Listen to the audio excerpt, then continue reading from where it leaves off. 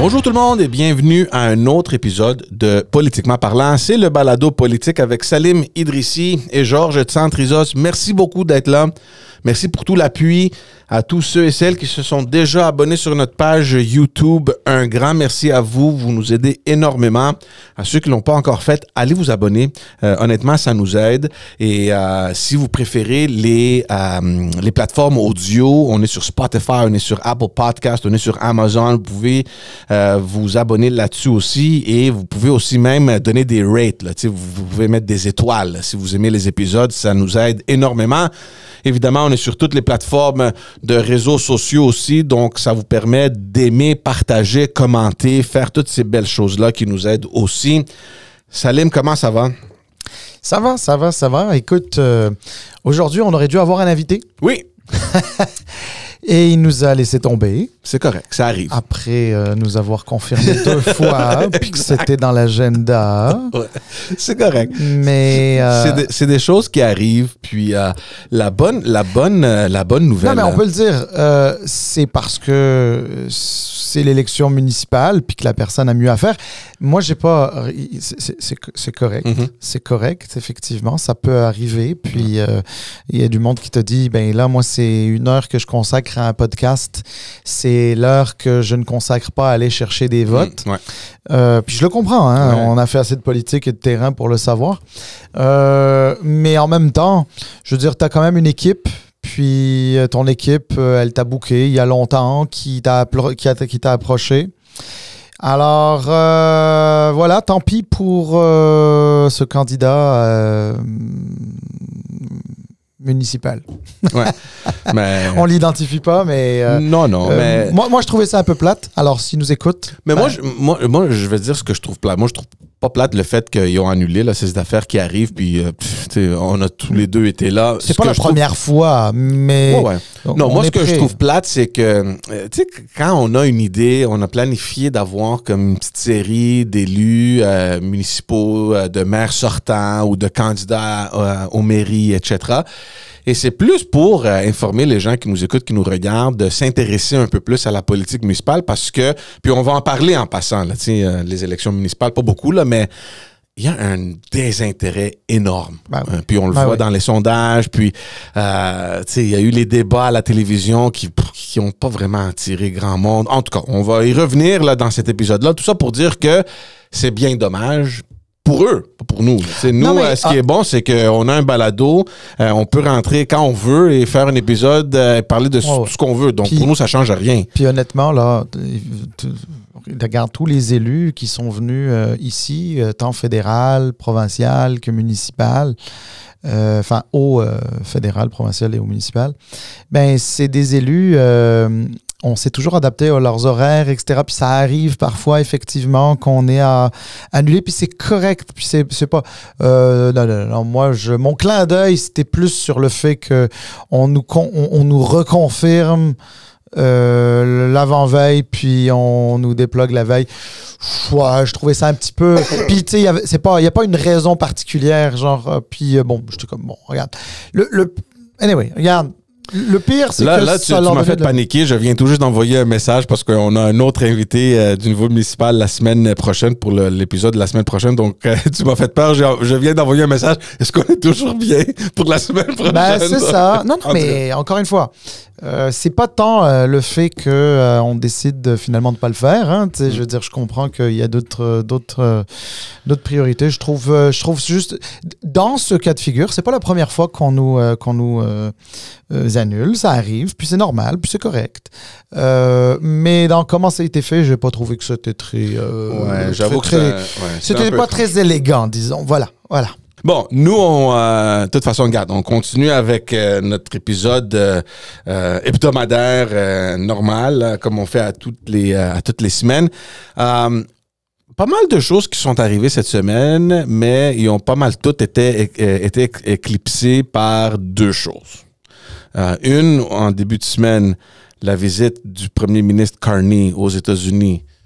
Et ça nous a tous donné une lueur d'espoir que, si le premier ministre se rend encore aux États-Unis, ça veut dire qu'il y a quelque chose qu'ils vont annoncer.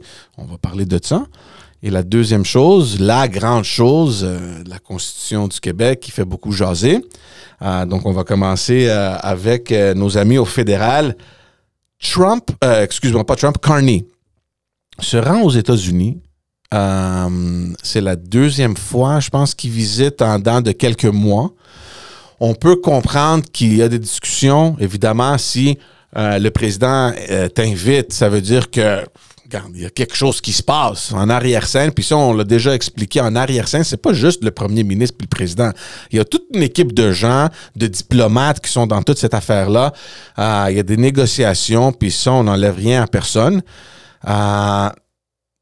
Mais quand il y a une rencontre officielle, président, premier ministre, moi, c'est la première fois que je vois ça, Salim. Normalement, il y a quelque chose qui est attaché à ces visites-là, parce que sinon, c'est une perte de temps. Tu t'en vas là pour faire quoi? Jaser dans le salon ovale, serrer des mains. Donc, finalement, notre premier ministre est revenu. Il n'y a pas d'annonce. On n'a pas vraiment d'informations sur ce qui se passe. Pas beaucoup d'indications sur les attentes qu'on doit avoir. Et finalement, la rencontre était prévue pour quoi exactement? Donc, moi, c'est juste le point d'interrogation que j'ai. On regardait tous devant la télévision, voir qu'est-ce qui va se passer, puis finalement, il n'y a rien. Écoute, ce qu'on a entendu à la télévision, dans les médias, c'est que M. Trump et M. Carney se sont croisés dans le cadre de l'Assemblée générale des Nations Unies une semaine plus tôt. Ouais. Il paraît, et ça honnêtement j'y crois, que M. Trump et M. Carney ont une bonne relation, cordiale, que M. Trump aime bien M. Carney, admire le genre d'intelligence qu'il peut avoir, un gars quand même très porté sur l'économie, sachant que M. Trump, pour lui, c'est un homme d'affaires, donc les gens qui comprennent l'environnement d'affaires, ils aiment ce genre de personnes-là, etc. Et M. Trump a dit à M. Carney, passe donc me voir à la Maison-Blanche. Grosso modo, c'est ça. Là. Évidemment, ils se le disent comme ça. Ensuite, il y a des machines diplomatiques qui se mettent en œuvre, là, en branle, donc pour faire atterrir ces rencontres-là. Et donc, écoute, le président des États-Unis qui dit au premier ministre canadien « passe me voir la semaine prochaine », tu comprends que ça va se faire. Bon, alors, évidemment, dès lors que ça a été annoncé, donc environ 4-5 jours avant, évidemment, la machine je ne sais pas comment on va l'appeler, la machine à rumeurs ou peu importe quoi, c'est « Ah, mais là, s'il y a un déplacement qui n'était pas prévu, c'est que peut-être que les discussions qui ont cours sont en train d'aboutir et qu'on en arrive bientôt à une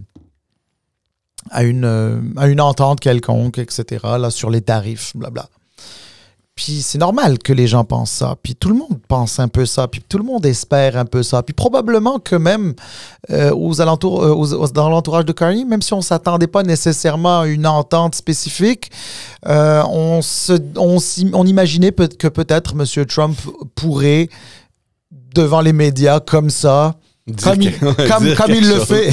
il le fait souvent, dire quelque chose, annoncer quelque chose. Bon, ça s'est pas réalisé, mais George, on a pu quand même constater que effectivement, M. Trump a un certain respect pour M. Carney. Puis tu vas me dire, ouais, mais Salim, c'est pas le b.a.-ba dans les relations internationales. Je suis d'accord avec toi, c'est le b.a.-ba de la diplomatie. Mais avec M. Trump, c'est pas pareil. Avec M. Trump, là, tous les codes, et particulièrement les codes sur la scène internationale, sur la scène nationale aussi, mais encore plus sur la scène internationale, tous les codes, il les a mis à la poubelle, là, il s'en fout complètement. Donc lui, à la limite, les codes, c'est pas important pour lui. Donc Donc, le fait qu'il ait du respect pour M. Carney, c'est une bonne nouvelle dans l'ensemble. Tu vas me dire, ouais, mais Salim, qu'il ait du respect, ça ne change rien au fait qu'il y a 50% de tarifs sur l'acier et l'aluminium canadien, puis que ça nous coûte des emplois, puis ça a un impact sur notre croissance. Je suis d'accord. On peut critiquer, on peut ne pas aimer le gouvernement, on peut ne pas aimer Carney, on peut ne pas aimer les libéraux, mais la réalité, c'est que je te respecte parce que tu incarnes quelque chose. Puis en plus, il a dit des choses intéressantes sur Carney, des choses qu'on ne se serait pas nécessairement attendu que Trump sache en disant que Carney, il a un très bon réseau international. C'est vrai. Donc, ça veut dire qu'il y a d'autres personnes qui lui en parlent, que ce soit dans son entourage à lui, ou que d'autres leaders mondiaux ou des choses comme ça. Donc, c'est pas moi, personnellement, je le vois positivement. Ça ne donne pas de résultats concrets pour le moment, mais on peut toujours espérer. Ou alors, on se dit que c'est mort puis c'est terminé. T'sais. Alors, moi, je pense quand même que c'était une visite intéressante. Mais, George, il y a un truc qui est très important quand même qui s'est passé, qui est peut-être encore plus important que la visite de Carney, en lien, bien sûr, avec la visite de Carney à Washington. C'est en fait la visite de Lutnick, le secrétaire au commerce de M. Trump, américain, qui était, lui, en visite à Toronto. Et qui, selon ce que j'ai compris, aurait dit devant des Canadiens à Toronto, c'est pas censé nécessairement être public, mais c'est sorti. Écoutez, le temps où le Canada et les États-Unis négociaient d'égal à égal, c'est terminé. Quand on dit America First, we mean it, en anglais. Là. Genre on y croit. On le dit puis on le croit. On le dit, on le croit et on le met en œuvre. Là, c'est America First. Puis donc, en gros, c'est vous n'êtes pas de notre niveau et il n'est pas question que si vous n'êtes pas de notre niveau, qu'on négocie d'égal à égal. On n'est pas égal, on n'est pas égaux. C'est pas faux. Ben, bien sûr que c'est pas faux. Bon, ensuite, bon, voilà, c'est-à-dire que, évidemment, tu peux revenir dans l'histoire du commerce international à l'époque où il y en avait pas, ou très peu, où il n'y avait pas de libre-échange. C'est parce que le problème, Salim, c'est que, puis on a discuté, puis on a même eu l'ancien premier ministre Jean Charest qui nous a très bien expliqué la réalité avec les États-Unis et le Canada. Même si le niveau n'est pas égal, on s'entend que c'est une économie beaucoup plus grande que celle du Canada. Il reste néanmoins le fait que les économies sont intégrées. Il y a des marchés qui survivent à cause du fait que vous existez, puis on existe, puis on fait ça pendant je ne sais pas combien d'années. Puis même si les économies ne sont pas à pas égales, mais il y a une nécessité de faire affaire avec un et l'autre. C'est ça le problème. Oui, c'est ça. Mais eux autres, maintenant, ils sont dans une logique de we win, you lose. Ouais. Et if you have to lose to make us win, so be it. Oui, c'est ça. La question qui revient, Salim, c'est, bon, on a tous compris un peu la réalité puis le contexte dans lequel on est suite à l'élection de Donald Trump. Puis il n'y a pas un spécialiste qui va venir dire non, on va gagner, puis tu sais, il n'y a personne qui pense comme ça. Tout le monde que j'ai entendu, soit à la télévision, à la radio, dans les journaux, tous les spécialistes disent qu'on ne peut pas compétitionner avec les États-Unis. On ne peut pas. Donc, maintenant, la question qui revient, puis on n'a toujours pas eu de résultat sur ce bout-là, c'est le commerce et les échanges d'Est en Ouest au Canada. Il arrive quoi? C'est ces barrières interprovinciales-là que M. Carney a fait campagne. Là, on se rappellera que M. Carney il a fait campagne sur le fait que on va booster l'économie à travers le Canada. On va faire tomber ces barrières qui, à mon avis, puis le tien aussi, j'imagine, sont inutiles. Il arrive quoi avec ça? Puis ça, on n'a toujours pas de nouvelles. Je te confirme que non seulement je suis assez libéral économiquement parlant, libéral, donc pas politiquement parlant, mais économiquement parlant.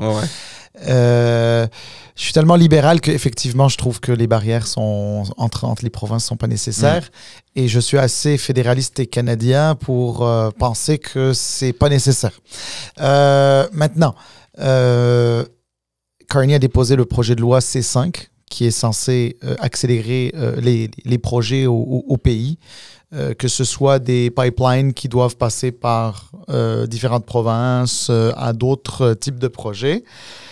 Honnêtement, je n'ai pas suivi où est-ce que c'était rendu C5, mais c'est à suivre, il faut voir. J'imagine qu'il y a un travail parlementaire qui se fait. En même temps, il y a un travail au niveau de la fonction publique canadienne pour essayer d'améliorer les choses là-dedans. Il y a des discussions entre le fédéral et les provinces. Il y a des discussions entre provinces aussi sur la question, parce qu'il ne faut pas oublier qu'il y a eu des rencontres entre M. Carney et les premiers ministres des provinces. Il y a eu des rencontres juste de premiers ministres de province là-dessus. Donc, moi, je pense qu'il va y avoir des améliorations à ce niveau-là. Mais, très important ce que tu dis. Et là, je reviens à la visite de Carney à Washington. Il est allé dire, Monsieur le Président, nous, au Canada, on est prêt à relancer Keystone XL. Tu sais, c'est le projet qui avait été annulé par Obama, puis remis en place par Trump, puis... Annulé encore par Biden. Par Biden, exactement. Et donc là... Et ça, c'est le petit bébé de l'Alberta. Évidemment, évidemment. Puis en passant, il y a déjà du pétrole albertain qui s'en va vers les États-Unis. C'est juste que là, le XL, c'est justement pour en exporter davantage. Mais c'est très intéressant parce que j'écoutais notre ami Dimitri Soudas au Mordu Politique, puis c'est intéressant sa perspective. En fait, je pense comme lui, puis je trouvais qu'il l'avait bien ramené. Il dit, bon, c'est très bien. C'est parfait que ça existe, puis, enfin, en tout cas, que ça existe, qu'on propose la relance de ce projet-là. Il n'y a pas de problème. Il dit, mais c'est plus de dépendance envers les Américains. Puis là, ça va un peu dans ton sens, qui parlait de Est-Ouest, Ouest-Ouest. Il dit, c'est plus de dépendance vers les Américains. Donc, qu'on fasse ça avec les Américains, c'est bien, mais on est encore plus dépendant. Ce que Dimitri, la manière dont il a rajouté, qu'il a ramené, c'était de dire, le plus important, c'est d'être en mesure d'avoir un pipeline qui va de l'Alberta jusque dans les maritimes, où se trouvent 2 ou 3 raffineries de pétrole qui pourraient faire en sorte que ce pétrole-là, canadien, demeure en sol canadien, soit raffiné en sol canadien, reste au Canada, plutôt que de l'envoyer aux États-Unis pour que les Américains nous le revendent plus cher. Exact. Nous, on leur vend le pétrole moins cher et eux, ils nous revendent la version finale, c'est-à-dire raffinée, plus cher. Fait que, tu sais, alors, donc c'est intéressant. Donc, alors, il disait pas qu'il était contre Keystone XL, notre ami Dimitri. Il disait juste, oubliez pas, l'objectif ultime, c'est de faire en sorte que notre économie, même si elle est pas mal liée, intimement liée à celle des États-Unis, soit quand même une économie, comment dire, qui se diversifie et qui trouve des solutions de manière à ce que si les Américains nous coupent le robinet, ben, qu'on ne soit pas à la ramasse, comme on dit. Exact. Non, c'est un excellent point. Bon, ça, c'est évidemment à suivre. On va voir. Tout le moins, ce qui est arrivé avec cette rencontre-là, au moins, c'est que les gens l'ont remis sur le radar. Donc, si les discussions sont là, si les médias poussent, éventuellement, on va avoir des nouvelles. Passons au Québec. Parce que ça, pour moi, c'est quelque chose de beaucoup plus significatif, ce qui se passe cette semaine au Québec. Bon, il n'y a pas eu d'entente sur les tarifs. Donc, c'est sûr que si les tarifs ont réussi, ça aurait été plus important. Oh, ben oui, évidemment. Mais on rentre dans une année d'élection. Officiellement, parce qu'on est le 10 octobre aujourd'hui qu'on enregistre. Exact. Et l'élection, c'est le 5 octobre l'an prochain. Donc, il reste 360 jours. Ouais. Donc, tu sais, il n'y a jamais personne qui va le dire, mais moi, je vous l'annonce, là, on est officiellement en élection. En arrière-scène, même si vous allez voir les affiches électorales un mois avant, tu sais, le mois de peut-être août, septembre, l'année prochaine. Moi, je vous dis que les machines, là, en arrière-scène, ça fonctionne, ça roule. Tout le monde, dans tous les bureaux de comté, dans les cabinets, au bureau du premier ministre, au bureau des oppositions, la mentalité, c'est élection. En mode élection. On est en élection. Puis puisqu'on est en élection, ben on va aller cogner aux portes qui comptent pour nous, là, pour notre parti. On veut s'assurer que nos gens à nous appuient, qui vont sortir. Puis M. Legault, il va aller cogner à ce clou-là du nationalisme québécois. Et quoi de mieux qu'une constitution québécoise. D'ailleurs, on a parlé beaucoup de la constitution québécoise. On a fait beaucoup référence à la Colombie-Britannique qui, ça fait longtemps qu'ils ont leur propre constitution. Je sais pas c'est quoi le processus que la Colombie-Britannique avait entamé pour passer cette constitution-là. Le gros problème au Québec, les critiques cette semaine au Québec, c'est que c'est un projet de loi qui est venu d'un ministre. Il a dit, voici le texte, je le dépose, puis voilà, on a une constitution, c'est fini, bravo pour nous. Et là, tout le monde dit, écoute, c'est quoi ta définition d'une constitution? Si on a un texte devant nous qui va définir la nation québécoise, est-ce que quelque part dans le processus, on doit peut-être avoir des consultations de cette nation québécoise-là, de ce qu'ils veulent, eux, sur cette constitution-là? Donc, c'est comme un one-way street avec la CAQ, puis on dit, regarde, nous, c'est quelque chose qu'on a, depuis le tout début, espéré, puis finalement, regarde, on va l'avoir. Et il y a eu des réactions. Je pense pas qu'il y a un parti de l'opposition qui est en accord avec ce projet de loi-là. Mais on va y parler. On va lancer le débat là-dessus. Oui. Écoute, Monsieur Legault, son gouvernement arrive avec cette proposition de constitution du Québec. Tu as raison de dire, George, qu'on en a très souvent parlé sur ce podcast depuis 3 ans et demi, en fait. Puis, je ne saurais pas te dire quel épisode, là, parce qu'on en a quand même fait pas mal des épisodes, mais j'en ai très souvent parlé pour ceux qui me lisent aussi sur mon blog salimidrissi.substack.com. Ils auront déjà lu que j'étais favorable à un projet de constitution du Québec. Parce que, contrairement à bien des personnes qui pensent qu'un projet de constitution, c'est pas utile ou c'est pas nécessaire ou que ça sert la cause souverainiste ou un truc comme ça. Moi, je suis pas nécessairement d'accord. Il n'y a pas de mouvance souverainiste en Colombie-Britannique. J'en parle depuis longtemps. Ça fait 31 ans qu'ils ont une loi cadre. Une loi cadre, c'est une constitution. D'ailleurs, on peut l'appeler constitution, là, mais fondamentalement, ce que va mettre en place le gouvernement Legault s'il la fait passer, on verra comment il va la faire passer, mais ça serait une loi cadre. C'est vraiment la loi qui encadre toutes les autres. Tu fais bien de parler de nationalisme, de lier ça au nationalisme, parce que oui, c'est une mesure, c'est un geste d'affirmation nationale. Le Québec avait déjà une constitution, mais attention. D'ailleurs, tu sais que les députés, lorsqu'ils prêtent serment pour aller siéger à l'Assemblée nationale, ils prêtent serment aussi à la Constitution du Québec. Et là, tu vas me dire, ouais, mais là, comment ça? On dit qu'il n'y en a pas, c'est pour ça qu'il la dépose. En fait, il ne faut pas oublier que, oui, c'est notre histoire, on l'aime ou on ne l'aime pas, mais c'est comme ça, c'est notre histoire. Mais notre système politique est un système qui découle du système britannique. Et souvent, comme souvent dans le système britannique, les constitutions et autres références juridiques, etc., ne sont pas nécessairement écrites. Alors, nous, on avait une constitution non écrite, c'est-à-dire un peu éparpillée. Entre les différentes choses qui sont importantes et intéressantes pour nous. Il y avait des petits bouts dans l'acte de l'Amérique du Nord britannique, il y avait un petit bout ici, un petit bout là, etc. Bon, et justement, le travail de Jolin Barrette, le ministre Jolin Barrette de la Justice, c'était un petit peu de regrouper tout ça ensemble, de faire un peu le tri, le ménage. Ça, on n'aime pas, ça, on enlève, ça, on rajoute, etc. Là, tu sais. Et c'est un peu ça le travail, qu'il a fait.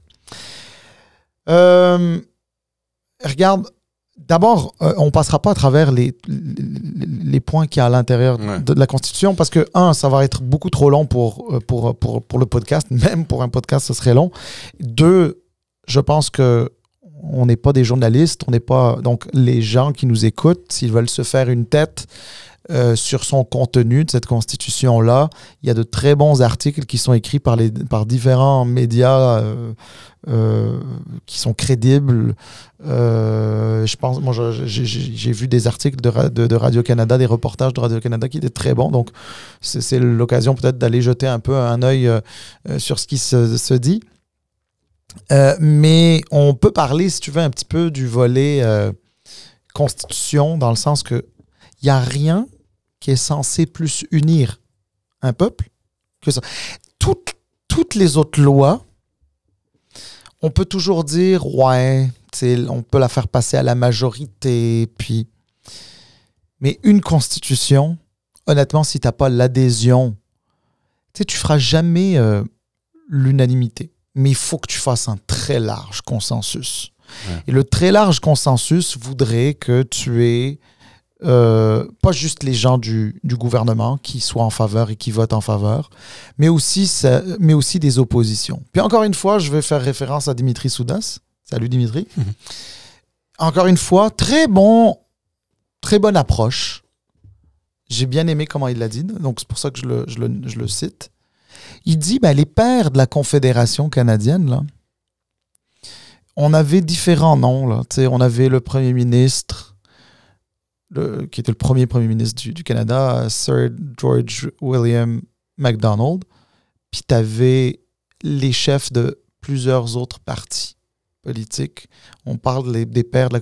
Mais ça veut dire quoi? Ça veut dire que tu avais une classe politique qui était derrière ça pour à la fois manifester l'unanimité, pas l'unanimité, pardon, mais le consensus, le large consensus, et aussi aller chercher l'adhésion un petit peu de tout le monde autour de ça, parce que là, ça devient ton socle, ça devient la chose la plus importante pour toi. Ensuite, vous pouvez vous engueuler sur les débats politiques, mais ça, c'est le principe d'une constitution, partout. Puis une constitution, ça doit être simple à comprendre. Parce que, sais-tu quoi, une loi normale, parfois ça peut être extrêmement difficile à comprendre. Mais une constitution, c'est les droits les plus basiques d'un citoyen. Et c'est pour ça que c'est important qu'il y ait une forme de très très large consensus. Là, effectivement, tu as le gouvernement qui la dépose. Ça commence mal parce que tu as des oppositions qui ont refusé le dépôt. Refuser le dépôt, ça ne veut pas dire que ça ne va pas être... ça va pas être étudié, c'est juste qu'après ça prend un vote pour pouvoir le déposer. Le reproche qui est fait, tu as tout à fait raison, c'est de dire qu'il n'y a pas eu de consultation. Monsieur Jolin Barrette, que j'ai écouté sur au micro de plusieurs journalistes et animateurs, il dit, non, c'est pas vrai qu'il n'y a pas eu de consultation. Il y avait le rapport de Sébastien Proulx et de l'autre... ancien candidat péquiste, là, qui a fait la même chose sur la laïcité. Excusez-moi, son nom m'échappe. Bref, les deux, en gros, un ancien libéral / adéquiste, un ancien péquiste qui se sont mis ensemble, qui ont dit que ça prenait une constitution. Il y a eu beaucoup de travail qui a été fait, beaucoup de recherches qui ont été faites, etc., etc.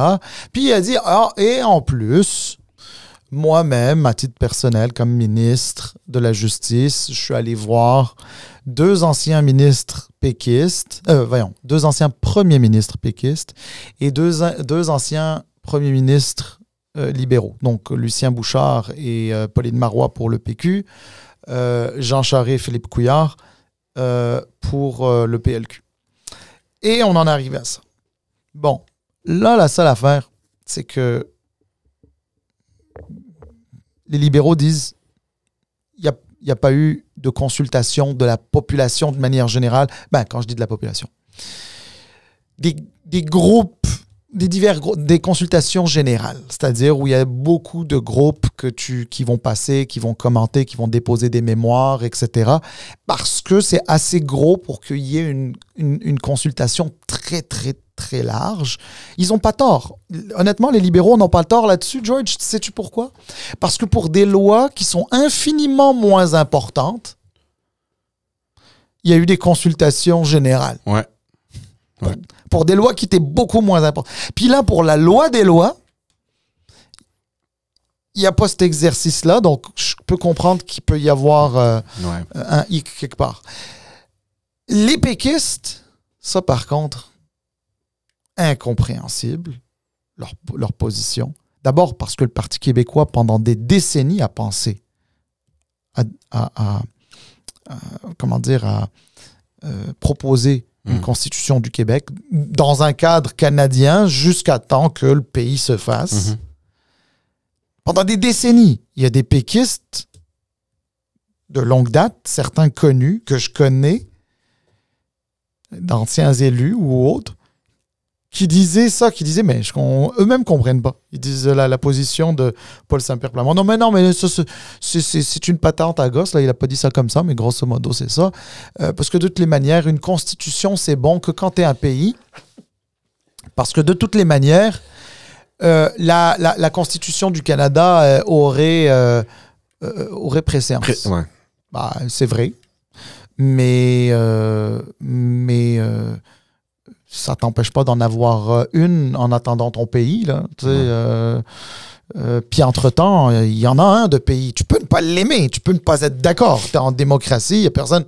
Encore une fois, hein, je ne referai pas la discussion de la semaine passée, là, mais si tu n'aimes pas quelque chose dans le système dans lequel tu es, change-le, si tu peux. Ouais, puis c'est, je pense, ce qui dérange le plus. Puis je pense qu'en général, d'après moi, ce que j'ai entendu, ce que j'ai lu, c'est qu'il y a un consensus sur certains éléments. Par exemple, le fait français, le respect des droits et des libertés, toutes ces choses-là, il n'y a personne qui sera contre ça. Le problème, c'est que ce projet de loi, et c'est là où je viens vous dire que, il y a un aspect du nationalisme là-dedans que la CAQ peut-être songe à déposer ça comme une patente électoraliste là, en prévision des élections qui arrivent, parce que ce qui sort de ça, au lieu de dire que, regarde, c'est un document qui va nous unir comme nation et on va protéger les choses qui nous appartiennent à nous comme nation québécoise, il vient un peu encadrer, cimenter, si on veut, certains éléments qui sont contestés. Donc, par exemple, la loi sur la laïcité, la loi 96, c'est des affaires de même qui disent, dans cette constitution-là, ces deux lois-là, tu ne pourras jamais les toucher, tu ne pourras pas les contester. Si tu les contestes, ça ne sera pas des fonds publics. Tu sais, en tout cas, il y a plein d'affaires qui sont entourées autour de ces concepts-là qui viennent te dire, écoute, c'est quoi le but ultime là, de ta Constitution? Est-ce que c'est vraiment un document pour unir un peu les Québécois sous un, je sais pas trop quoi, là, tu sais, sur une bannière pour dire, regarde, on est fiers, voici ce qu'on a? Ou est-ce que c'est un outil pour toi de dire ce que nous, on a fait, vous allez jamais pouvoir le toucher? Et c'est ça qui est dangereux pour moi. Alors, il y a deux aspects, il y a deux, il y a deux dimensions à ce que tu viens de dire et qui sont extrêmement importants. D'abord, on ne sait pas au moment où on se parle. On va voir comment ça va se passer quand ça va être étudié, ce projet de loi, et comment il va être amendé au fur et à mesure. Ce projet de loi qui est un projet de loi sur la Constitution du Québec. Qu'est-ce qui fait de la Constitution une loi cadre, une loi, si tu veux, suprême? Qu'est-ce qui en fait? En fait, c'est le processus pour l'amender. Amender une constitution, c'est jamais quelque chose... ça ne peut pas être quelque chose de facile. Par exemple, au niveau fédéral, au niveau canadien, pour amender la constitution canadienne, ça prend 7 provinces sur 10 représentant 50% ou plus de la population. Ouais. Et c'est là que tu peux amender la constitution fédérale.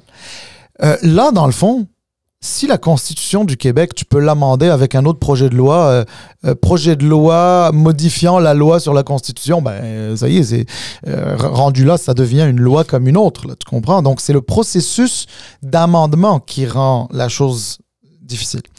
Ensuite, je vais te dire un truc. C'est pour ça que le consensus est très important parce que, tu sais, tu l'as dit, le français, langue officielle du Québec, c'est clair, net, précis, c'est de l'acquis. Le consensus est très, très large là-dessus. Là, il n'y a personne qui conteste ça. Là. Peut-être 2 blaireaux dans leur sous-sol, là. Mais c'est clair. Mais tu sais, même d'autres aspects. Par exemple, si on parle de laïcité, laïcité, tout le monde est pour la laïcité, là. Ah, maintenant, la question, c'est quel genre de laïcité? C'est sûr que si c'est une laïcité qui discrimine les gens, il y a des gens qui adhèrent pas à ça. Hein. Moi, le premier, tu sais, je veux dire, mais la laïcité, dans le sens neutralité de l'État, séparation des religions et de l'État, etc., tu sais, les principes clair, oui. Je veux dire. Mais ça, c'est un acquis déjà, Salim. Le problème, c'est que c'est quelle version de la laïcité que tu essaies de protéger avec cette constitution-là? Est-ce que c'est ta loi à toi ou le concept de laïcité? Bravo. Parce que le concept de laïcité, je pense que c'est déjà un fait au Québec. Voilà, mais si tu essaies avec cette constitution-là de protéger ta version de laïcité qui est contestée, puis on sait pas, puis un tribunal a dit je suis contre, mais là tu as mis la clause dérogatoire, puis on sait pas, puis tu sais, on peut pas rentrer quelque chose dans une constitution qui est bourrée de points d'interrogation. Non mais c'est un très bon point, c'est ça. C'est pour ça que moi je te dis, moi que la Constitution, puis honnêtement j'ai pas eu le temps vraiment de l'étudier en détail. C'est quand même une bonne lecture à faire et analyse, etc. que j'essaierai de faire un peu en fin de semaine. Mais tu sais, c'est sûr que moi on me dit dans le fond la Constitution c'est la Charte des droits et libertés de la personne, c'est la Charte de la langue française, c'est, je sais pas si on a d'autres chartes, on va les mettre là, c'est l'égalité homme-femme, je veux dire, qui va avant la liberté de religion, etc. Tu sais, toutes ces affaires-là, il n'y a pas de problème. En notant que ce sont les concepts et que tu n'es pas en train d'enfermer la société dans une vision de ces concepts-là, ou par exemple la loi caquiste sur la laïcité est discriminatoire au point où ils utilisent la clause dérogatoire pour que la charte des droits et libertés qui est dans la Constitution soit pas respectée. Parce que c'est ça, utiliser la clause dérogatoire, parce qu'ils n'utilisent pas la clause dérogatoire juste pour la charte canadienne, c'est pas vrai. C'est aussi contre la charte québécoise. Donc, dans le fond, ta charte québécoise que tu mets dans la Constitution, tu dis non, elle fonctionnera pas pour mettre la loi 21 qui est fondamentalement discriminatoire. Peu importe que les gens soient d'accord ou pas, la loi 21, c'est une loi discriminatoire. C'est discriminatoire. Est-ce que quelqu'un ne l'a pas compris? Elle est discriminatoire. Elle est discriminatoire. Si elle n'était pas discriminatoire, on ne demanderait pas à la soustraire à la Charte québécoise des droits et des libertés qu'on met dans la Constitution. Fait que c'est sûr qu'il y a quelque chose qui n'est pas logique là-dedans. Là. C'est sûr qu'il y a un problème là-dedans. L'autre truc, tu l'as mentionné, c'est très important. Ils te disent, un groupe ne pourrait pas utiliser des fonds publics pour contester une loi du gouvernement. Pardon. OK. C'est vrai que l'argent public provient du gouvernement. Fondamentalement, c'est aussi l'argent des contribuables avant d'être celui du gouvernement. Hein, c'est celui de nos taxes et nos impôts collectivement dans la société. Le problème là-dedans, c'est qu'une université, par exemple, admettons, il y a une loi qui a un impact sur une université. L'université se sent lésée. L'université ne pourrait pas aller devant un tribunal pour contester cette loi-là parce que l'université reçoit des fonds publics. Il va falloir que l'université aille peut-être ramasser des fonds pour... Mais est-ce que tu es sûr c'est pour toute loi ou juste pour la loi 21? Non, alors juste... Alors, là, c'est une très bonne question. Alors, dans le projet de loi sur la Constitution, c'est pour toute loi. Mais moi, j'avais compris que c'était juste sur la laïcité. Mais c'est parce qu'ils veulent pas que... Parce qu'ils veulent pas... Ils disent que c'est pas normal que la commission scolaire anglophone conteste la loi 21. Mais oui, mais c'est dans leur droit. Mais bien, mais merci. Mais George, on vit en 2025 aujourd'hui une période où les gens ne savent plus c'est quoi les droits et libertés. Tu sais pourquoi? Parce que nos grands-parents, arrière-grands-parents qui ont connu des...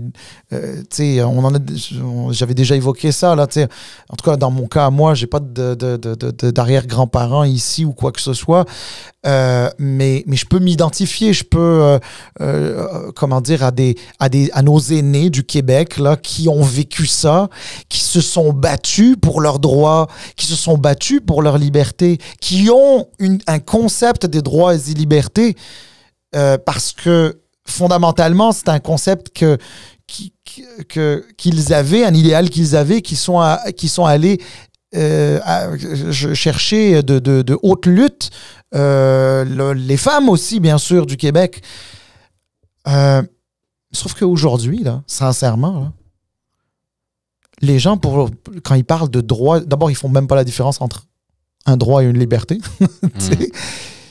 Les gens savent pas. Je m'excuse, là, c'est pas pour... Il n'y a pas d'objectif là, de dénigrer ou quoi que ce soit, mais ce qui me lève un peu le cœur, c'est que c'est là que le populisme en politique gagne du terrain.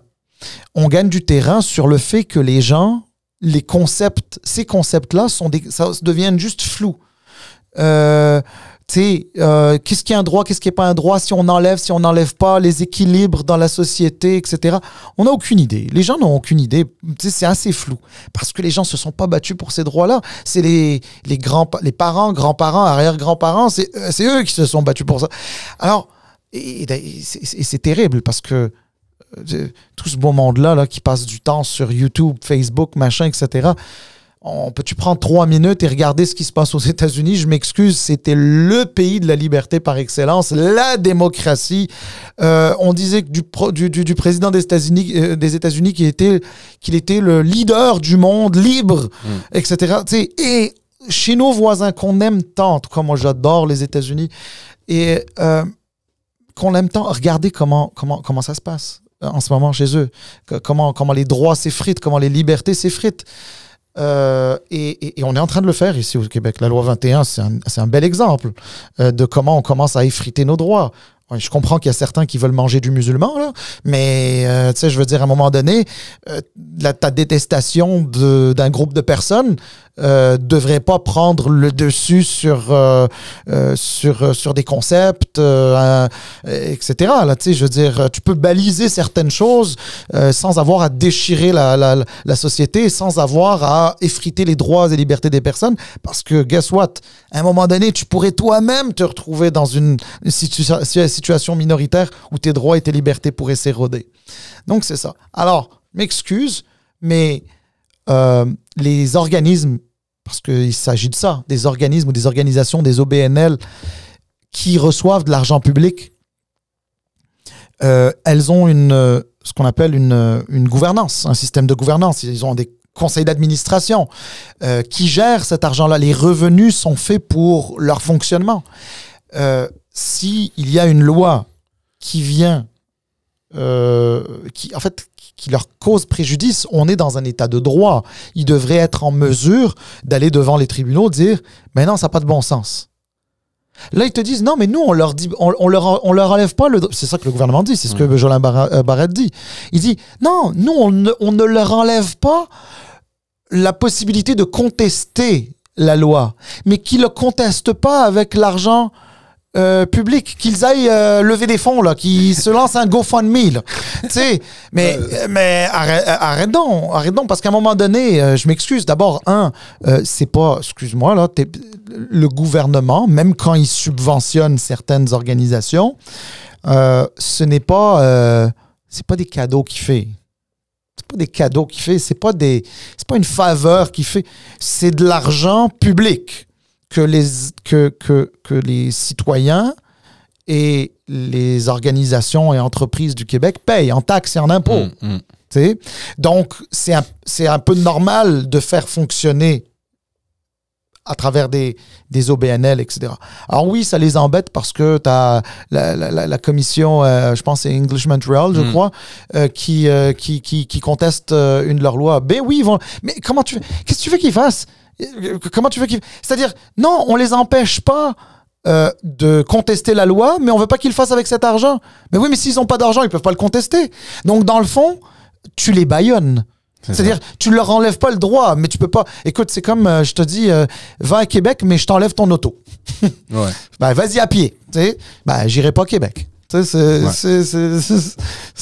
C'est stupide de même. En termes maintenant de processus, là, est-ce que ça, c'est comme une loi normale, son adoption passe par une simple majorité comme tout projet de loi, ou est-ce que tu as besoin des 2/3 ou comment ça va fonctionner ça, puisque c'est une constitution, c'est une loi cadre ou je sais pas trop quoi, là, est-ce que ça change dans la procédure parlementaire?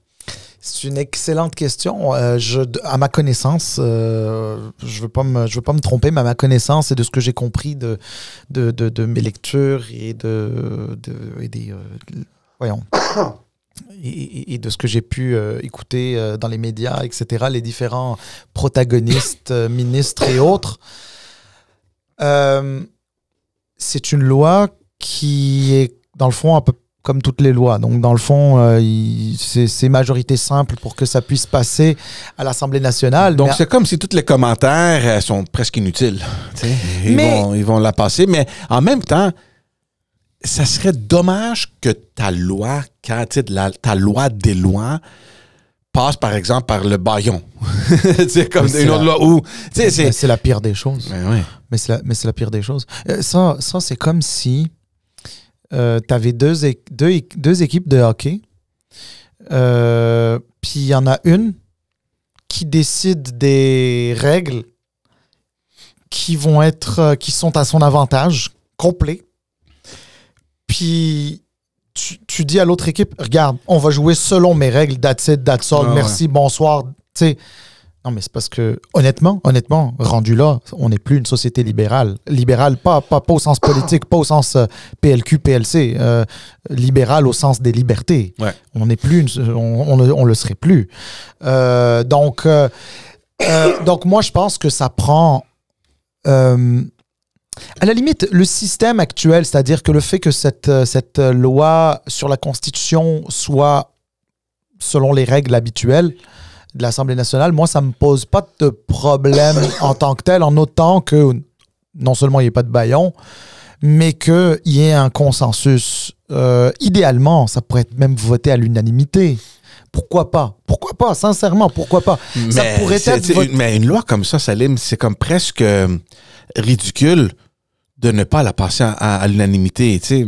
Mais je suis d'accord, mais les partis d'opposition sont aussi là pour contrôler l'action gouvernementale, et les partis d'opposition qui considèrent qu'il n'y a pas assez de groupes qui ont été écoutés, il n'y a pas assez de profs universitaires, il n'y a pas assez de profs en droit constitutionnel qui ont été écoutés. On aimerait les écouter au Parlement, pas genre vous, derrière des portes closes, vous avez décidé entre vous, puis là vous nous dites, hey, croyez-moi, on a consulté, elle est bonne, votez tous pour ça.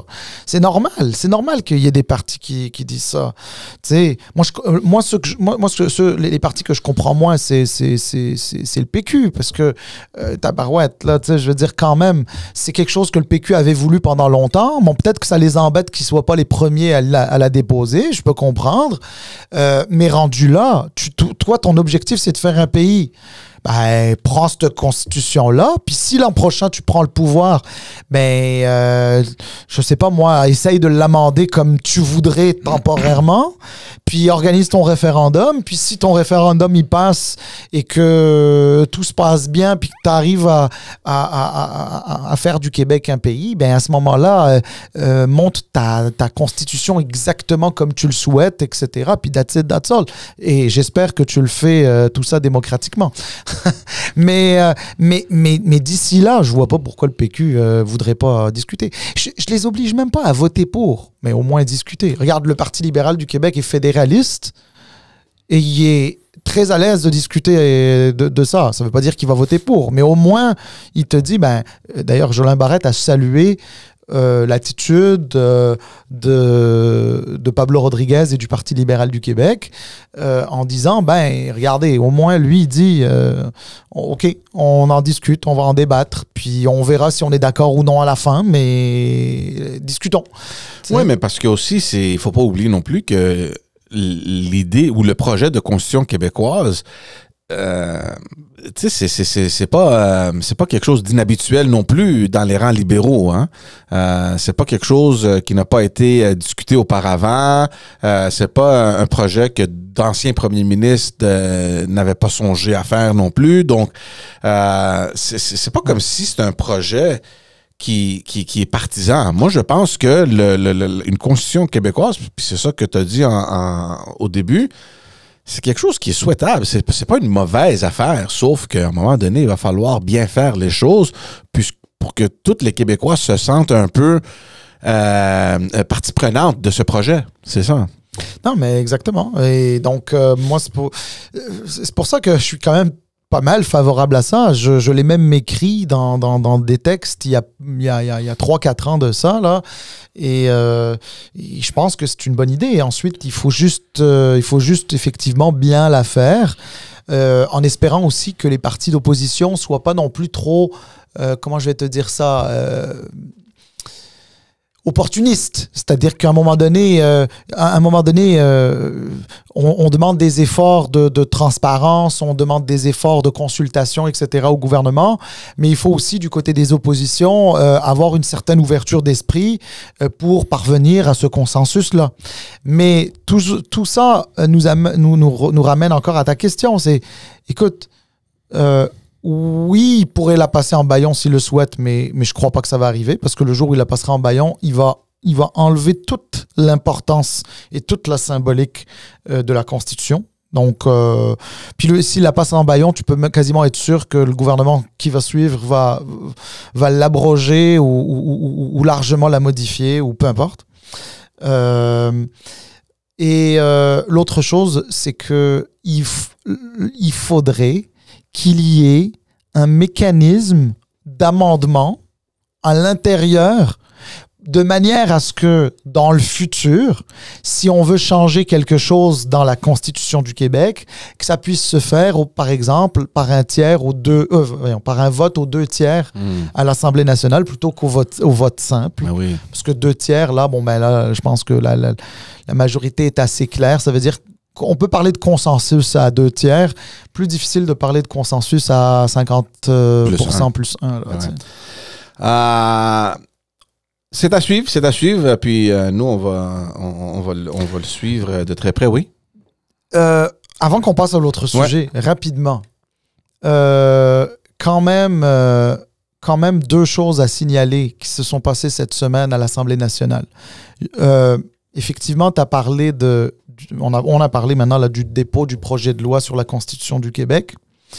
Paul Saint-Pierre Plamondon n'était pas là. Non. Il était pas là. Ah, il était pas. On l'a pas. Coïncidence ou message plutôt regarde. À ce niveau-là, n'importe qui a fait un peu de politique, qui a été au Parlement et qui connaît les coulisses, à ce niveau-là, il n'y en a pas de coïncidence. Regardez, pas de coïncidence. He chickened out. Ouais. C'est comme ça qu'on dit en anglais, hein? C'est ça? Il a décidé de ne pas être là. Pas être là, pourquoi? Parce que, justement, tu sais, il est un peu complexe, là, et il était contre la Constitution. Puis oui, il était invité. Oui, c'est vrai qu'il était déjà invité à l'université, etc. Mais il y a des choses plus importantes. Et en passant, là, le Parlement est plus important que n'importe quoi d'autre que tu fais à l'extérieur. Ouais. Même si c'est des étudiants à l'université qui t'attendaient, tu retrouves une autre date. That's it. Et tu y vas. Mais c'est pas vrai que il était pas là parce qu'il était contre. Il n'avait pas envie d'être contre. Parce qu'il a voté contre le dépôt. Son parti a voté contre le dépôt. Donc, il ne voulait pas voter contre en sa présence. C'est une forme de... En tout cas, c'est... il n'assume pas. Il n'assume pas. Mais là, en ce moment, Salim, tu n'as presque aucune excuse parce que je pense qu'il vote électroniquement, non? Non. Ah, OK. Non, ça, tu votes électroniquement, mais pas à distance. C'est-à-dire, t'es en chambre. Non, mais c'est juste pour éviter de perdre du temps à appeler chacun. OK.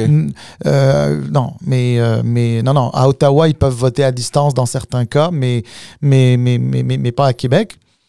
Puis de toute façon, c'était pas un vote. En tout cas, j'ai pas suivi ce bout-là, mais je pense pas que c'était nominal. C'était juste que les partis n'ont pas donné leur consentement pour le dépôt du projet de loi.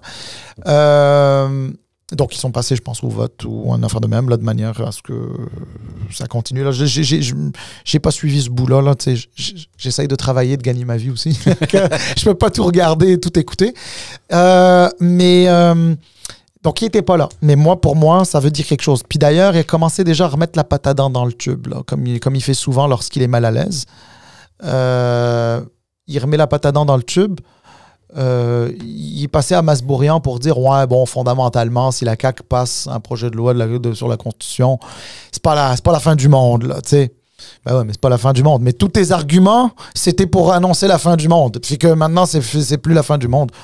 Regarde, on repassera. Autre chose. Toujours, M. Paul Saint-Pierre Plamondon, à chaque fois qu'il y a un malaise, il n'est pas là à l'Assemblée nationale. Il y a une motion. Ça, c'est délicieux. C'est délicieux. Une motion de la CAQ. Mathieu Lévesque, je crois même, qui est leader adjoint de la CAQ au Parlement. Il a déposé une motion en parlant de la Constitution à venir. C'était avant le dépôt de la Constitution. La veille, donc, où M. Saint-Pierre Plamondon était au Parlement. Et dans cette motion, il évoquait, en fait, il a inscrit noir sur blanc, il a cité Paul Saint-Pierre Plamondon, le livre de Paul Saint-Pierre Plamondon. Tu sais, l'époque où il était fédéraliste, puis que ça n'avait pas de sens, des affaires, etc. Il les a inscrits dans sa motion. Et là, le PQ s'est opposé à la motion. Mais Paul Saint-Pierre Plamondon n'était même pas en chambre. Il a quitté avant que ça n'arrive. Mais dans le fond, c'est qu'il a fait juste le citer. Fait que dans le fond, Saint-Pierre Plamondon n'est pas d'accord avec Saint-Pierre Plamondon. Ouais. Et écoute, c'était de toute beauté. Je te le dis, on sent de plus en plus. On sent de plus en plus. La pression. Mais la pression. Mais George, toi et moi, là, on a été... Mais c'est ce que tu dis depuis le tout début. Quand tu as une avance dans les sondages qui est tellement énorme et si tôt, c'est pas toujours facile de la protéger. C'est pas toujours facile de la protéger. Puis là, c'est rendu qu'il y a quand même un peu d'arrogance, un peu beaucoup même, tu sais. Et je te dis, la prochaine année va être longue. Très longue. On va voir s'il va faire un Pierre Poilievre de lui-même, c'est-à-dire avoir trôné dans les sondages pendant 2-3 ans pour finalement pas remporter l'élection. Il devrait faire attention. Je sais que c'est pas toujours évident de dealer avec sa propre personnalité, mais tu sais, je veux dire, il y a du travail à faire.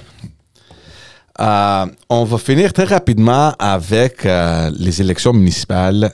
C'est au début de novembre. C'est quoi la date déjà? C'est le 2? Le 2 novembre. Le 2 novembre. 2 novembre. Je sais même pas pourquoi je le sais que c'est le 2 novembre. Ouais, je pense que j'ai vu une vidéo d'un candidat qui parlait. Tu sais, le 2 novembre, n'oublie pas de voter. En tout cas, tu sais, les messages standards là, qu'on écoute là, durant la campagne. Moi, je vais dire une chose, Salim, puis c'est pas nouveau, là, mais honnêtement, ça devient comme une inquiétude parce que le phénomène n'est pas nouveau, mais le désintérêt qui existe par rapport aux élections municipales, là, je pense que, on est dans un point où on peut dire que c'est sérieux. On nous donne des sondages où, ben là, on va donner l'exemple de Montréal, où Madame Soraya, c'est quoi son nom là, Soraya Martinez Ferrada. Ouais, Madame Soraya Martinez est à l'avance d'une dizaine de points, 10-15 points, une affaire de même. Mais le plus gros pourcentage de ce sondage-là, c'est les indécis ou les gens qui ne savent toujours pas. Et on parle de presque la moitié de l'électorat. Et ça, c'est énorme. C'est énorme. Un pourcentage qui est comme entre 45 ou, je sais pas, 50% là, d'indécis. Tout simplement, ce que ça veut dire, c'est qu'on s'en fout. Je sais même pas qu'est-ce qui se passe. Je sais pas c'est qui les candidats. Je sais pas c'est qui les aspirants maires ou mairesses. Je m'en fous. Moi, c'est ça le message que je retire des sondages. Et ça devient très sérieux parce que c'est la plus grande ville de notre province, là, tu comprends? Je sais pas que c'est les sondages dans d'autres villes, là, Québec ou Longueuil ou Laval ou je sais pas trop quoi, là, mais quand on parle de Montréal, de voir qu'il existe un désintérêt à ce niveau-là pour les élections municipales, pour moi, c'est un enjeu important. Pourquoi les gens sont tellement déconnectés? Pourquoi les gens ne savent même pas qu'est-ce qui se passe? Écoute, on regarde. Je sais pas, j'ai pas spécialement la réponse. J'ai mon opinion et mon opinion repose essentiellement sur 2 aspects. Le premier, malheureusement, il n'y a pas de culture politique à Montréal. Il n'y a pas de culture politique à Montréal. Honnêtement, les gens n'ont pas... les gens, pour eux, bon, il y a une administration municipale, il y a la ville de Montréal, puis elle fait ce qu'elle a à faire et that's it. Mais tu sais, je veux dire, oui, il y a des gens qui s'intéressent à ça. Il y en a toujours qui en a mais tu sais, honnêtement, là, les gens s'en foutent complètement. Ils ont fait un vox pop là, à la télé, je sais plus trop quelle chaîne, je pense LCN, ou je sais plus trop quelle autre chaîne. Ils ont fait des vox pop, là. Il y a du monde à qui on disait pour qui allez-vous voter? Soraya Martinez Ferrada ou Luc Rabouin? Et la réponse était moi je vote toujours Valérie Plante. Puis c'était, regarde, ça a l'air d'être une blague là, mais c'est vrai. Les gens sont complètement à côté, déconnectés. Puis moi la vérité, il y a une partie que j'attribue à la population montréalaise. J'aime pas ça d'habitude lorsqu'on parle de politique. Incomber la responsabilité de ça aux électeurs. Là. Pourquoi? Parce que la réalité, c'est que c'est aux politiciens d'aller chercher et capter leur attention. Mais moi, je trouve qu'à Montréal, il n'y en a pas de culture politique. Et pourtant, tu en as déjà plus sur la Rive-Sud. Tu en as beaucoup plus à Québec. À Québec, les gens sont... Tu sais, à Québec, là, les radios sont là, les radios sont parlées, les lignes ouvertes sont là, les gens sont là, ils ont des opinions sur la ville, comment elle devrait être gérée, qu'est-ce que ça devrait faire, etc. Alors, moi, je pense qu'il y a une partie, c'est la population. C'est plate à dire. La population s'en fout, la population ne vote pas. Et d'un autre côté, bien sûr, il y a la responsabilité des élus et des politiciens qui, eux, se disent, garde, la population est pas intéressée, fait qu'on va aller juste vers ceux que ça intéresse et juste vers ceux qu'on peut mobiliser. Puis on va essayer là-dedans d'aller chercher une espèce de majorité qui va nous permettre de gagner les élections, devenir maire ou mairesse et de contrôler le comité exécutif.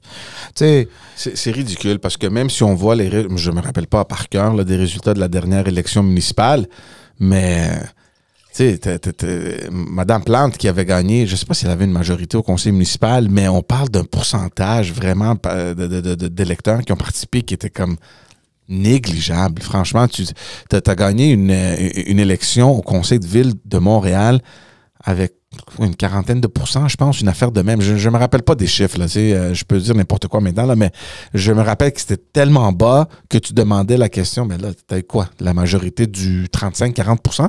C'est ça? C'est ça qui mène notre ville, tu comprends? Donc, il y a juste quelque chose qui marche pas. Je me rappelle, moi, Salim, des années où les gens se mobilisaient au municipal. Moi, je me rappelle des campagnes où les gens, tu sais, on savait ce qui se passait. Il y avait des maires qui avaient une plus grande popularité. Il y avait des conseillers municipaux qui étaient connus. Ça bougeait au municipal. Oui, mais la classe politique, d'une manière générale, hein, fédérale, provinciale, municipale, la qualité de la classe politique a dégringolé quelque chose de rare. Puis tu sais, elles sont où les visions? Tu sais, moi, genre, aujourd'hui, quand tu dis, j'ai une vision pour la ville, je vais passer une route cyclable, là, tu sais, ou je vais avoir une vision pour la ville, il va pas y avoir d'auto sur telle place. Puis j'ai une vision pour la ville, moi je vais piétoniser Mont-Royal ou une partie de Sainte-Catherine ou peu importe, là, tu sais, le village, etc. Tu sais, elle est où la vision de la ville où t'as envie d'être comme Boston, comme Chicago, comme, va pas très loin, comme Toronto. Parce que, sais-tu quoi?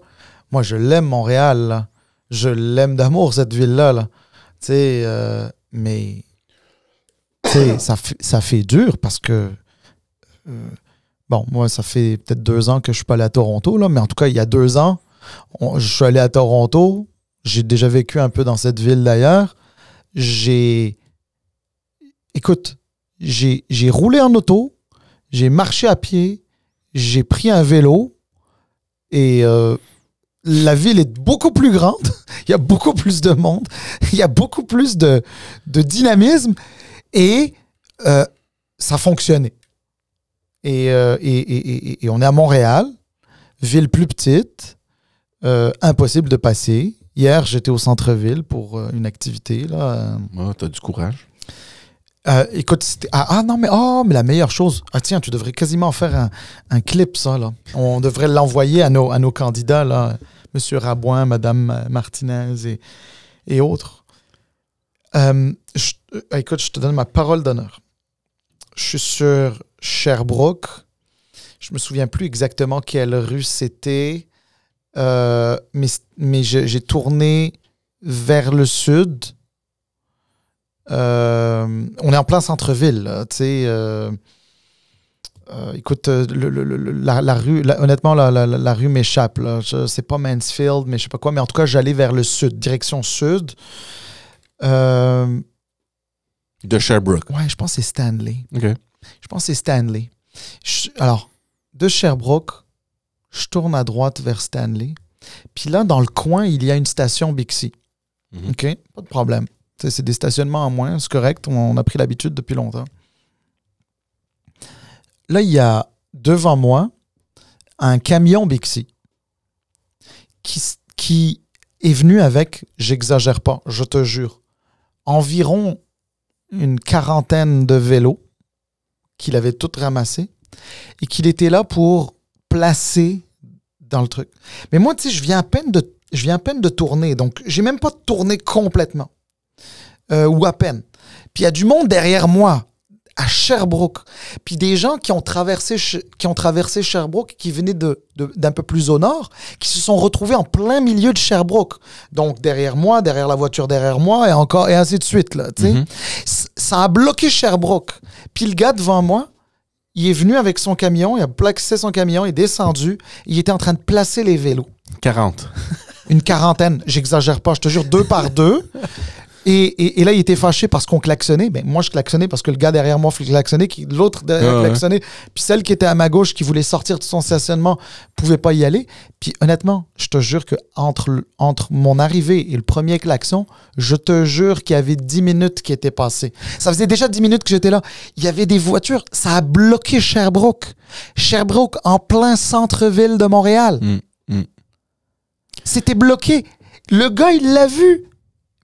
Il s'en foutait complètement. Moi, je te le dis, j'ai aucune misère à dire ça.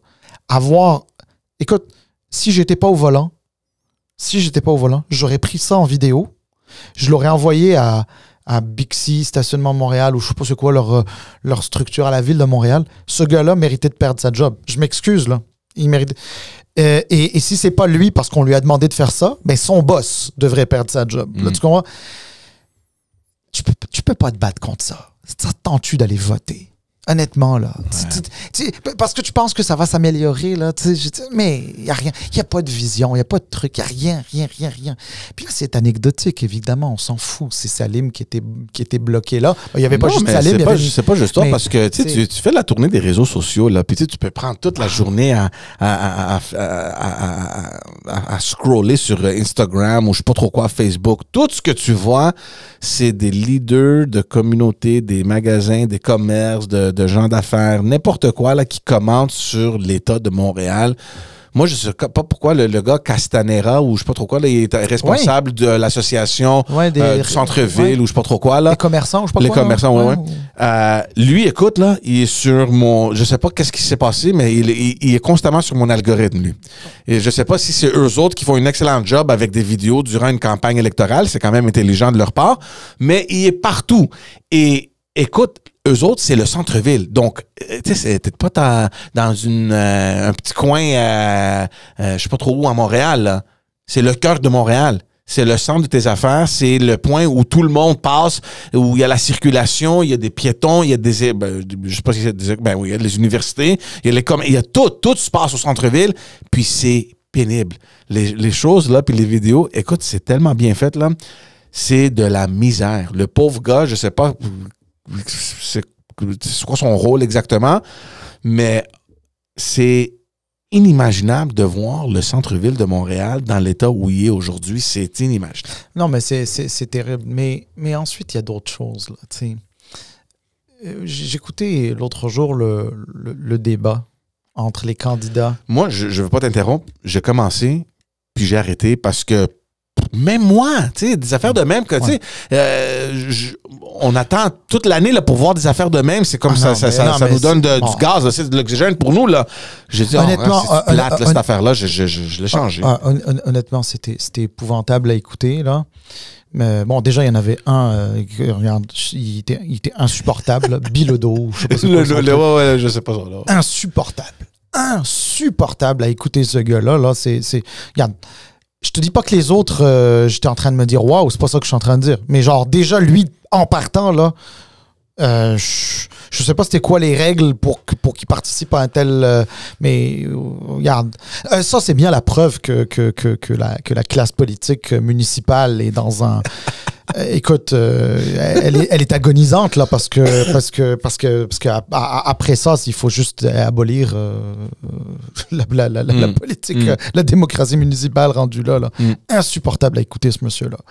Bon, ensuite, t'en as 3 autres qui, bon, savent mieux faire ça, disons, mieux débattre, mais penses-tu que ça m'a donné véritablement le goût d'écouter en me disant oh wow, notre métropole là, tu sais, elle pourrait ressembler à ça, non, c'était des trucs de mais là c'est la taille des cônes oranges. Ils devraient pas être aussi grands, aussi gros.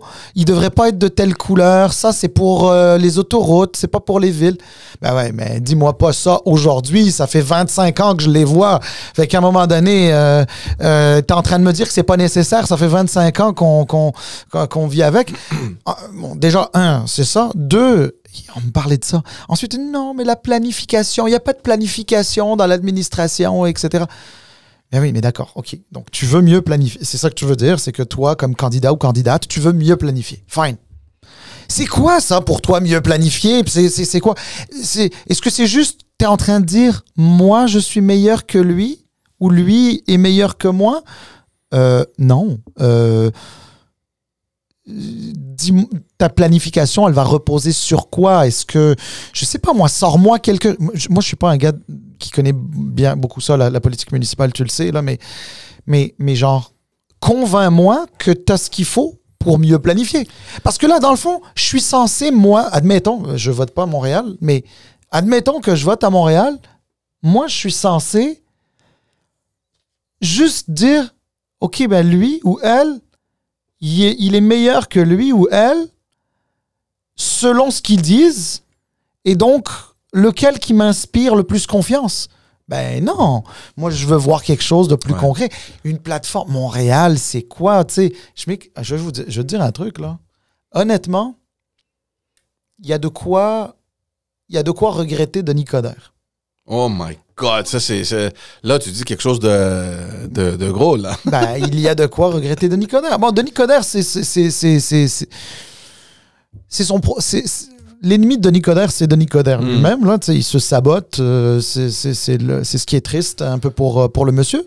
Mais non, mais quand je te dis... Parce que Denis Coderre, un peu dans sa mégalomanie, il a entraîné aussi son Montréal et son projet de Montréal dans sa mégalomanie, et donc donné à Montréal... il voulait amener Montréal ailleurs parce que ça lui permettait aussi d'être ailleurs, mais il y avait au moins ça de bon là, je veux dire, et il y avait, je sais pas, il y avait une volonté de faire de Montréal quelque chose de big, etc. Honnêtement, là, j'ai beaucoup de misère. Le paradoxe, là, puis on va pas parler pour toujours sur les élections municipales, là, mais le paradoxe pour moi dans cette situation-là, c'est que alors que tout le monde voit l'état de Montréal, alors que tout le monde est en train de, à tous les jours, soit c'est le trafic, soit c'est les rues fermées, soit c'est les sans-abri, soit c'est je sais pas trop quoi, la consommation de drogue en plein milieu de rue. On les voit à journée longue, ces affaires-là. T'aurais pensé que les gens seraient beaucoup plus intéressés à voir, à suivre les gens qui proposent des solutions sur les problèmes que nous remarquons à tous les jours. C'est ça, moi, le paradoxe. C'est comment est-ce que tu peux vivre dans une ville où pratiquement à tous les jours, tu es frustré sur un élément quelconque, là, et tu as zéro intérêt à savoir qu'est-ce qu'ils ont à dire, les gens, que j'espère vont réparer les choses que je regarde à tous les jours qui ne fonctionnent pas. C'est comme... Il y a quelque chose qui ne s'ajoute pas là-dedans, moi. Puis moi, je te le dis, un dernier truc, là. Moi, sincèrement, je pense aussi que parfois, on est un peu... On peut avoir tendance ici au Québec à avoir une vision un peu étroite de la politique municipale. Je peux comprendre dans une toute petite ville, voire dans un village, une MRC ou un truc comme ça, où on va parler je sais pas moi, de telle voirie qu'il faut améliorer, de tel tuyau, de tel truc, etc. Là. Ça, normalement, ça devrait être des débats. Dans une ville comme Montréal, ça devrait être un débat d'arrondissement, de maire d'arrondissement à la limite, de conseiller de ville, de choses comme ça, là. Mais au niveau du maire, du poste de maire ou mairesse de Montréal, là, ça devrait être des visions beaucoup plus grandes, là, tu sais, genre Montréal, ville francophone en Amérique du Nord par excellence. Qu'est-ce qu'on fait pour ça? Comment on fait pour attirer, je sais pas moi, des sièges sociaux d'entreprise? Comment on fait pour attirer des sièges sociaux d'organisations internationales? Je sais qu'on en a déjà pas mal à Montréal. Mais attention, on en a pas mal, pas parce qu'on est bon aujourd'hui. C'est juste parce qu'il y a 40 ans et 50 ans de ça, on était au top. On était au top, exactement. Au Canada, on était au top, et en Amérique du Nord, parmi les meilleurs. Et aujourd'hui, on fait tout pour les garder, etc. Tu sais, l'OACI, l'Organisation internationale de l'aviation et l'Agence mondiale antidopage, etc. Enfin bref, il y a un siège des Nations Unies aussi, la biodiversité, je pense. Oui, on en a plusieurs. Honnêtement, à Montréal, on en a plusieurs. Mais c'est juste que ça, c'est des acquis d'il y a longtemps. Hein. Mais aujourd'hui, il n'y a pas un chat qui a envie de venir à Montréal. Pas un chat.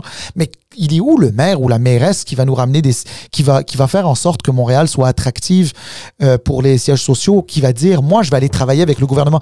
Moi, là, demain, je vais être maire ou mairesse, je vais aller taper à la porte de François Legault pour lui dire, voilà, moi, ce dont j'ai besoin là pour ma ville, etc., pour faire de Montréal tel truc, et dire à François Legault, moi, comme maire de Montréal, je veux aider le Québec en entier en faisant en sorte que je sais pas moi, de faire rayonner à l'international, etc. Moi, tu sais, j'ai envie d'entendre parler de ça, moi, tu sais, d'un maire ou d'une mairesse, mais moi, de me parler d'un tuyau qui a pété dans tel truc, là, excuse-moi, là, c'est pas... moi, je veux d'un gestionnaire d'une ville. Mais tu sais, parfois, on est un peu village... on est là, mais tu sais, on a la proximité, le terrain, etc. Non, mais je te dis pas que c'est pas important, évidemment. Tu sais, il va falloir que tu ailles chercher des votes de toutes les manières. Mais fais rêver le monde, là. Montréal fait plus rêver. C'est la vérité. Je le dis pas parce que j'ai envie de le dire. Je le dis parce que j'ai le cœur serré en le disant, là. Ça me fait mal au cœur, là. Mais moi, je veux ce Montréal-là, de Montréal, du Mont des Arts aussi. Tu sais, on parle pas assez. Aujourd'hui, Montréal, Mont des Arts, c'est juste parce que c'est un peu normal qu'une métropole, il y ait un truc. Non, c'est pas juste. Non, il faut que ça stimule ça là. Tu sais, on a besoin de quoi au niveau des arts à Montréal pour attirer des productions artistiques en tout genre là. Tu sais, les Américains qui veulent en faire moins. Alors, au Canada, des films, etc. Mais comment on peut en attirer d'autres là, d'ailleurs, par exemple? Je sais pas, je dis ça, moi je suis pas un gars du milieu, donc j'invente, là, je spécule. Montréal, tu sais, Montréal au niveau des affaires. Mais moi, là, des prétendants à la mairie qui viennent me parler de la taille du cône orange, là, puis de sa couleur, puis de... tu sais... franchement, là, c'est pas sérieux. Non, je sais. Ça fait pas sérieux. Anyway, on va mettre un point là-dessus. On espère avoir des invités avant la fin, mais avant les élections municipales, pour qu'on puisse justement discuter de ces gros dossiers-là, de ces enjeux-là. J'espère la semaine prochaine qu'on n'aura pas d'annulation, mais... Non, mais encore une fois, si on a une annulation, c'est pas grave. C'est toujours la manière dont tu l'annules. Je veux dire, il y a des... Mais c'est ça. Sinon, on est là anyway et on vous verra dans cet nouvel épisode-là la semaine prochaine. Merci tout le monde. Ciao. Ciao, bye.